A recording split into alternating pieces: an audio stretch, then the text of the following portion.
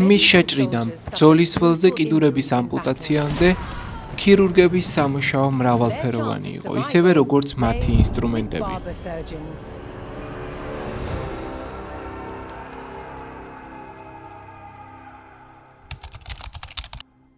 600 წლის წინ ქირურგია ძალიან განსხვავდებოდა დღევანდელისგან. ეს არის ის ხელსაწყოები, რომლებსაც იმდროინდელი ქირურგები იყენებდნენ. მაგალითად, ამპუტაციებისთვის ეს ინსტრუმენტები გამოიყენებოდა კანის გასაჭრელად, შემდეგ საჭირო იყო ძვლის გადაჭრა და ამისთვის გამოიყენებოდა ეს იარაღი და ჯერათ თუ არა რომ ეს ინსტრუმენტები საერთოდ ნეიროქირურგიაში გამოიყენებოდა. იმ დროიდან ქირურგებს არ ჰქონდათ ანესთეზიის საშუალება, მიუხედავად იმისა, რომ ისინი დიდ ოპერაციებს ატარებდნენ, ქირურგებს ფორმალური განათლებაც კი არ ჰქონდათ.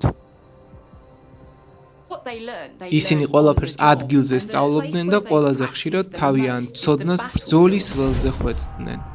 ეს ასევე იყო ის პერიოდი, როდესაც ქირურგიის ახალი ტექნიკები ვითარდებოდა, განსაკუთრებით მაშინ, როცა საქმე მომავალ მეფის სიცოცხლის გადარჩენას ეხებოდა.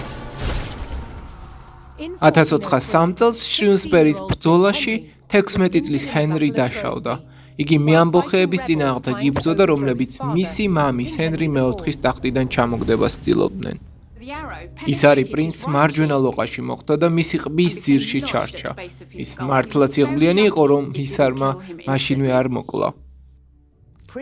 ჰენრი მისარი სახიდან თავად ამოიღო, მაგრამ ისრის თავი მის სხეულში დარჩა. საჭირო იყო მისი მოცილება, სანამ ინფექცია მის სიცოცხლეს საფრთხეს შეუქმნიდა. პრინცის გადასარჩენად ცნობილი ქირურგი ჯონ ბრედმორი გამოიძახეს. ბრედმორმა დეტალურად აღწერა, რა გააკეთა პრინცის გადასარჩენად და თავისი გამოგონილი ინსტრუმენტის ჩანახატიც კი დატოვა. ეს იარაღი კი ასე მუშაობდა. თავდაპირველად მისი წვერი დახურული იყო. ის ისრის მარშრუტზე შეჰყავთ იქამდე, სანამ ისრის თავს არ მიაღწევდა, შემდეგ ნელ-ნელა ხრახს ატრიალებდნენ, რათა წვერი გაფართოებულიყო და ისრის თავში ჩაბღაუჭებულიყო და ამის შემდეგ ნელა და ძალიან ფრთხილად ისრის თავი გამოაქვთ, რათა არ დარჩეს სხეულში.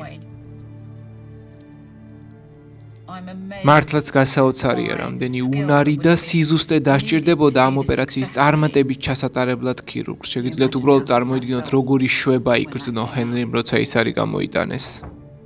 ახალგაზრდა პრინცმა გადარჩენა მოახერხა და მომავალში მეფე ჰენრი მეხუთე გახდა აზინკურის გმირი, მაგრამ შესაძლოა შუა საუკუნეების მედიცინის ნამდვილ გმირებად მაინც ქირურგები დავასახელოთ, რომლებმაც უამრავი სიცოცხლე გამოგლიჯეს სიკვდილის სარეცელს.